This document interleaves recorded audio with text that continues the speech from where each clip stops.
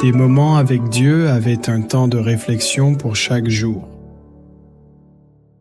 1er février, la fin est proche. Cela importe d'autant plus que vous savez en quel temps nous sommes. C'est l'heure de vous réveiller enfin du sommeil. Car maintenant le salut est plus près de nous que lorsque nous avons cru. La nuit est avancée, le jour approche. Dépouillons-nous donc des œuvres des ténèbres et revêtons les armes de la lumière. Romains 13e, 1-1, 1-2.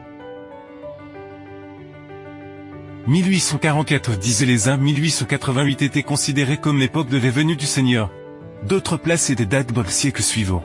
Et après chaque événement unique dans le milieu religieux, on proclame que le Seigneur est si proche qu'il ne tarderait pas à venir. Pourtant on se demande si Dieu a repoussé ces dates.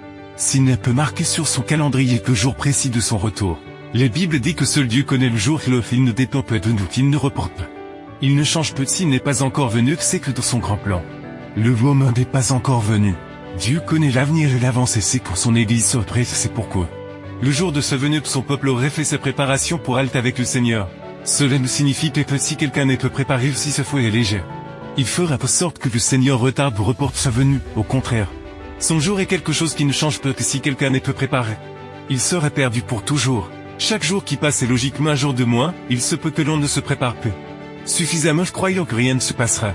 Cependant l'horloge de Dieu tourne fait lorsque nous nous y attendons le moins. Comme un voleur non averti dans la nuit. Les événements qui anticipent le retour du Christ passeront. Et les opportunités de salut prendront fin. La fin est proche. Dieu invite l'Église à mettre de l'ordre dans les choses qui restent. Co-ouvrier avec Dieu. Vous êtes habilités par le Seigneur à amener d'autres personnes dans le royaume. Vous devez être des agents vivants de Dieu, des canaux de lumière pour le monde et autour de vous se trouvent les anges du ciel, envoyés par le Christ pour vous soutenir et vous fortifier dans votre travail pour le salut des âmes. Certains diront toujours du Seigneur, voici notre Dieu que nous avons attendu. Mais d'autres seront remplis d'effroi pensant qu'ils sont perdus pour toujours. Il y a un sommeil spirituel dans les églises chrétiennes. Les ministres et les membres de l'église sont légers de sortir de Babylone. Parce que nous aimons encore prendre part à ses délices, rien d'autre ne remplit nos vies. L'amour de la venue du Seigneur. Il est donc temps de sortir de ce sommeil qui risque de nous laisser jamais dehors de la cité céleste. La nuit est très avancée, et pendant que nous sommes occupés à la vie terrestre, les armées célestes de les cieux exécutent leur plein pour amener le monde entier à la rébellion contre Dieu. Bientôt les lois du dimanche constitueraient la dernière crise religieuse de notre monde. Et la fin serait arrivée.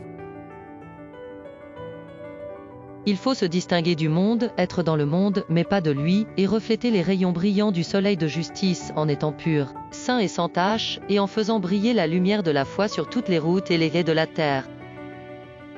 Un mois s'est écoulé depuis le début de cette nouvelle année. Nous ne devons plus marcher dans la crainte des choses. Car c'est maintenant qu'il faut vivre le ciel. Nous ne devons pas non plus continuer à servir de maître car c'est une chose perdue jamais. Notre vie chrétienne doit être de plus en plus ferme sur cacher Dieu. Et peu importe que nous ne sachions pas quand. Mais nous continuerons à attendre l'apparition glorieuse du Seigneur. Amen. Merci pour écouter cet audio. Nous vous invitons à partager avec votre. Contactez et visitez le site web.